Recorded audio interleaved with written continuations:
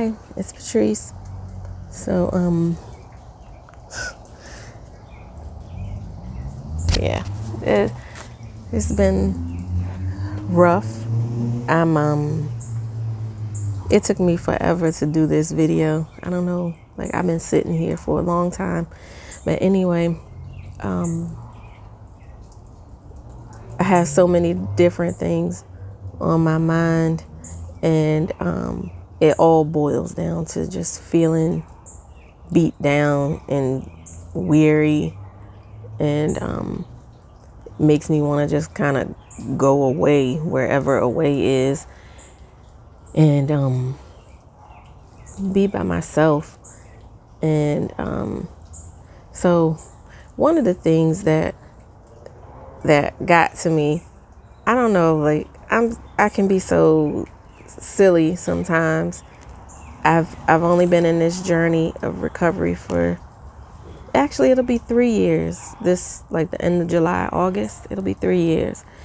And for some reason I feel like with all the gains that I have acquired, I'm supposed to be kind of over the hump, I think, somehow, which I know is not true. I know that. I know 3 years is like no time at all, and 3 years is not going to erase a lifetime of, narcissistic abuse and all that. So,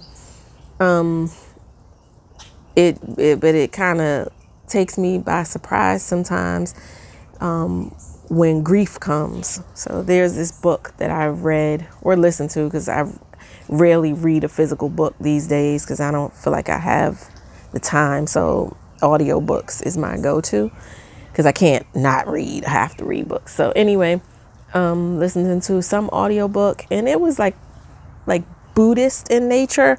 And one of the things they were saying was how we should greet each feeling or emotion that comes as you would, I think they said, as you would a friend, but just greet it knowing that like you can handle it in that moment, and that it will leave, it will pass, And so yesterday I caught myself, we were sitting down, my family and I, to eat dinner, and I caught myself looking at my son very lovingly.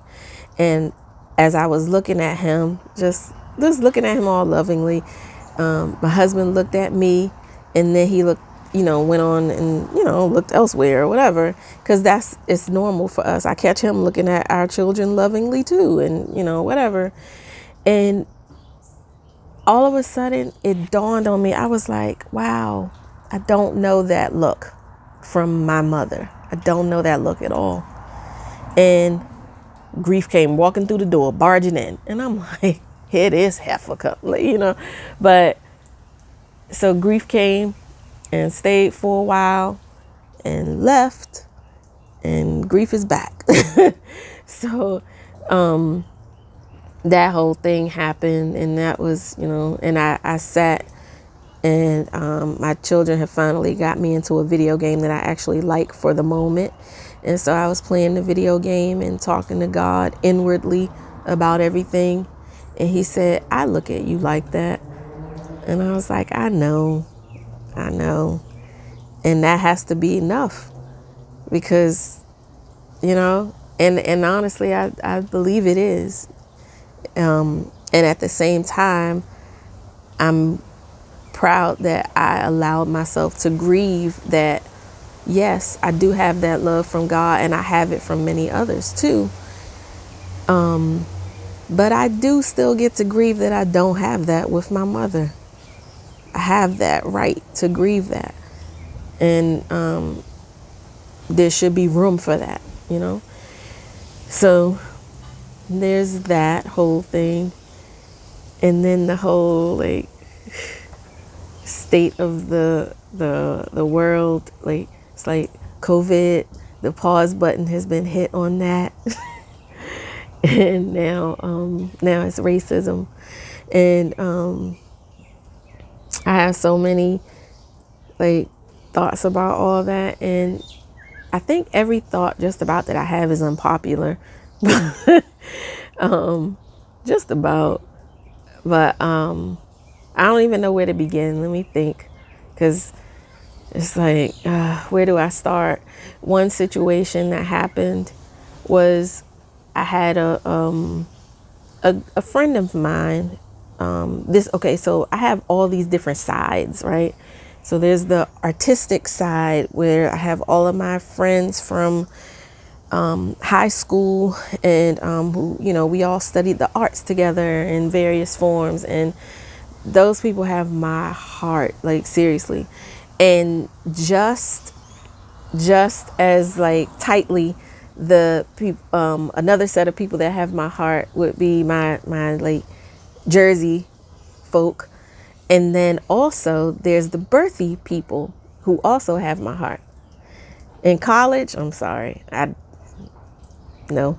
There are pockets of people, but generally, I did not like my college experience. I am not a fan. I'm not all Wildcats. No. So anyway, I have two birthday friends. One of them I'm closer to, and it's relevant to say that she's white. So we are an admin of this one particular group, and she decided to block someone, a fellow birthday person that's been with us for years. She decided to block her.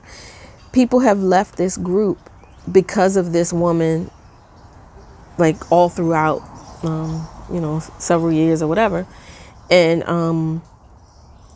so she decided, like, she's like, I'm done. I need to, just do this for myself. I can't. She's actually pregnant right now with her 11th. Yay. And like, I love when people have so many babies. I wanted to have that many, but actually I wanted to have 10, but most of them in heaven. So, my camera is like moving. So anyway, she let somebody go from the group that, and then she said to the rest of us admins, she's like, listen, if one of you wants her back, I'll like put her back in. And, I guess she would have left, but, everybody was like, no, I support you and all that. And, interestingly enough, the woman wrote to me privately, and she happens to be Hispanic and is married to a black man and has children. They have children together, 6 children. And she wrote to me telling me that she had been put out the group, and I think she didn't see it as fair and all. And she said she saw me as one of the unbiased, most unbiased among the admin. And when I can agree with that, like, and I am very unbiased, but I'm not gonna play with you either. And I'm not gonna pretend like white is blue and pink is red, and I'm just not gonna do that. And so she came to me, and I said, well, frankly, I'm more out than in, so I don't really know what's going on, but I'll look into it. And she was like, well, never mind, or whatever.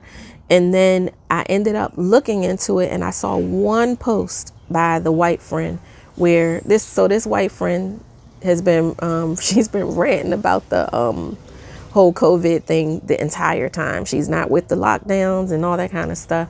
And so on this particular day, she simply said, when is America going to be able to have sports again?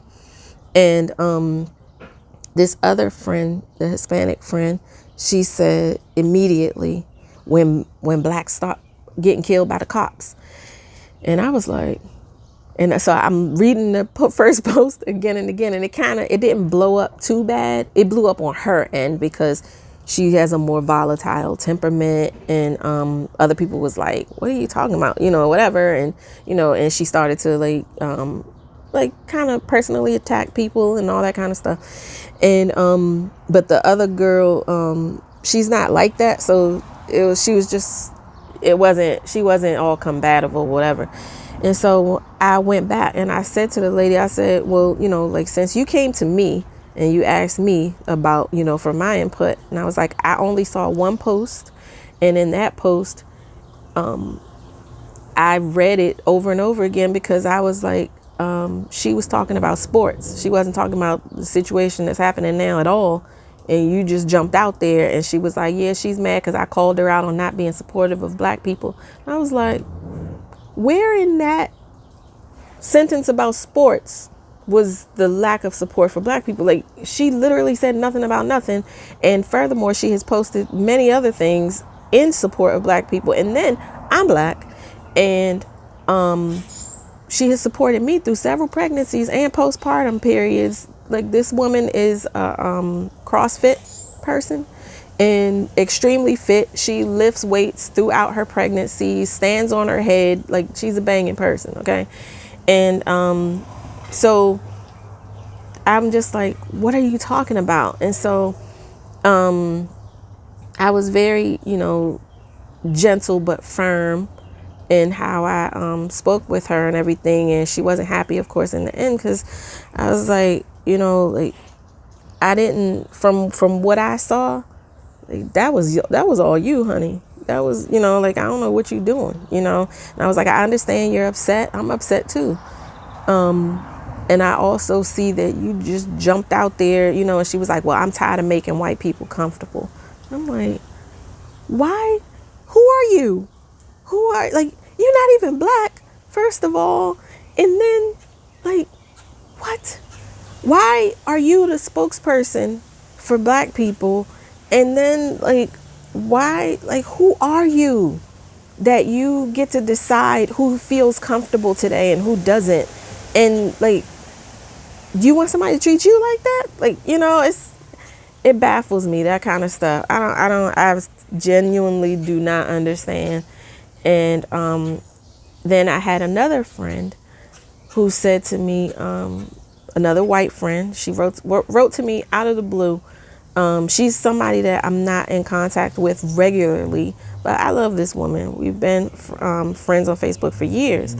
She wrote to me and she said something along the lines of not deserving to be on my friends list if she didn't reach out to me and see how I was doing.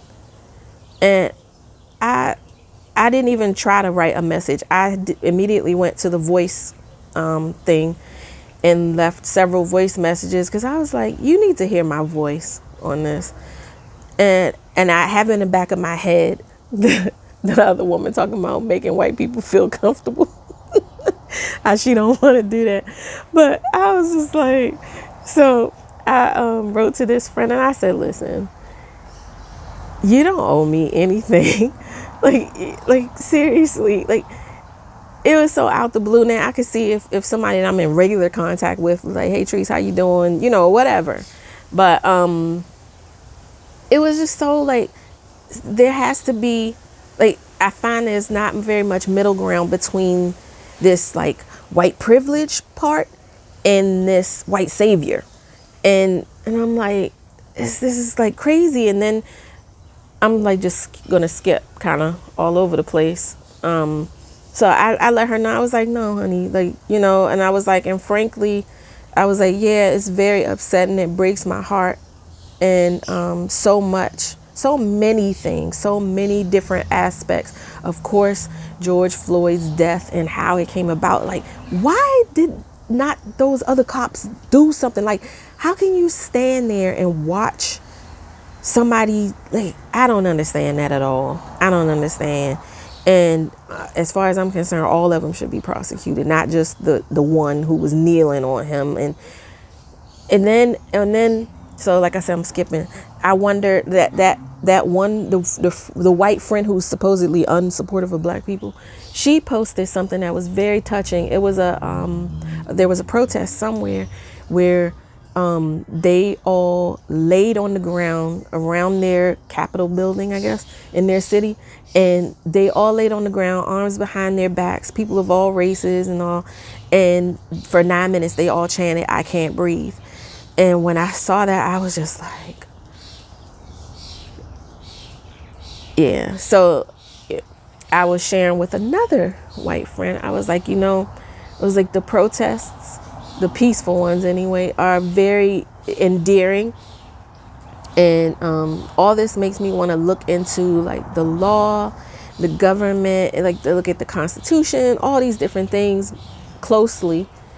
And I have to wonder though, because I always look at things from all these different angles, which ends up giving me a very unpopular opinion overall, because I'm looking at a broader, like a broader perspective rather than this tunnel vision that especially my black folk want me to look through with them. And I'm like, nah, I see more than just that, y'all.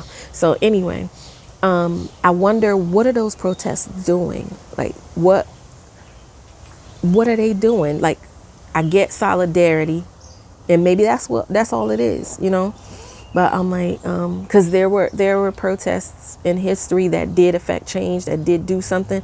I just wonder sometimes, like, okay, well, are we really doing what we could be doing here, or what we should be doing here, and you know, and all that, which then brings me to a whole nother friend that I was talking to, who's also white. I got a lot of white friends. And I'm not racist. Like, nah, no, you know how people say, I'm not racist. I got white friends or black friends, whatever. So anyway, I got friends, a lot of them, all over the world. So, this one white friend who I'm close to her, and we talk regularly, and have for years. She said to me, she said, "What can I do?" And I said, you know what? I don't really know. I said, I don't really know. Besides, like I said, honestly, you've been my friend for years, and a really good friend at that. And like, we've all supported each other through so many different experiences. And I was like, our sharing of experiences, our lives together, watching our children grow together and become adults, and all the stuff that we've done together, I think that's at least a start. And then I was like, and I don't like this feeling of like where it's like you have to feel guilty because you're white and all these things are happening, and you just kind of like duck your head, and you know, like, what? Like, you ain't do it, you know, like, sin is sin, whoever does it, you know. And then there was something else I'm forgetting. Well, I'll skip, since I don't remember that part, what I wanted to say. But another thing she said was, I was telling her, I know one thing I said was that I said, you know, I think we all have it kind of twisted. I think that we have these deep wounds, right, that aren't healed, and we're looking to people to fix them. We're looking to each other to fix the problems within us. If you say something like that friend that wrote something about sports, and it triggered something in the other woman and made her feel like, she literally said she's not focused on what she needs to be focused on. And I'm like, who the hell are you to tell her what she need to be focused on, first of all? But anyway, I think when somebody triggers you and it is not like blatantly, like, you know, somebody call you the N-word and you black or whatever. But I think when you're triggered, you need to look inward and see, okay, why did this affect me this way? Especially when it was a benign kind of situation, like in that case with the sports thing. I think we're looking to other people instead of looking at ourselves when we have these triggers, instead of looking at ourselves with these wounds that we carry. Some of us like to remain in this victimized position and just be angry, and we want to fight, and we don't want to learn, and we don't want to see another side, and we don't want to, you know, do anything productive at all. We just want to stew in whatever it is that we're feeling. And so there's one group of people. Then you have your opportunists who, as soon as something jump off, they want to, you know, act a fool and, you know, whatever. Then I think too, you have like people in a nutshell who just want to look to others to fix for them. And only God can do that, you know? And I think we're looking in the wrong direction with regards to healing. I think if we would go inward where God resides in union with us, we can really heal inwardly. And then, you know, it would come out and, you know, things would change. So I think we're just going about this thing really backwards, and it's just a big mess. And then we each come with different perspectives, and that makes it a little tedious too. For instance, I'll wrap this up. One person, well, a white person, she said that from her standpoint, white people tend to view themselves individually, whereas a lot of people of color view themselves as a collective. So they become like the person for all of their particular race or whatever. And so when you have that mindset, I'm coming into this mindset with this tribal, kind of mentality, and you're coming into it with a individual, mentality. And I'm like, yeah, your people did this, and you like, what? I ain't do that to you. Like, okay, let's use racism. I mean, not racism. Was in there, slavery and stuff. This white person, I'm gonna be mad at this random white person because they white, and obviously one of their people did something to one of my people way back in the day, and so I'm mad at them, and they're like, I ain't doing that to you, like I don't want to hear it, whatever. It's dismissive and validating and all that, and at the same time, they didn't do it. They are them. Their ancestors are their ancestors, and frankly, I think it's kind of cool that actually me and my friends, because we were talking, they have knowledge of their ancestry with regards to slaves and like plantations, and like they have a literal slave bell, and or, like somebody in their family has it, and and all that, or plantation belt, all that. And so and I was like, and as I'm listening to you tell me about your history, like I still I'm just hearing history from a different point of view, and these people happen to be your family, and but you are not them, and you treat me completely differently, and so I see redemption in that, So I don't know. There's so many different things, but I'm gonna end the video because I've been talking longer than ever. So I hope you are well, and I just pray for us all through this, and pray that people can really seek healing, stop acting stupid, and hurting people. Yeah, just all right. So thanks for watching. Bye.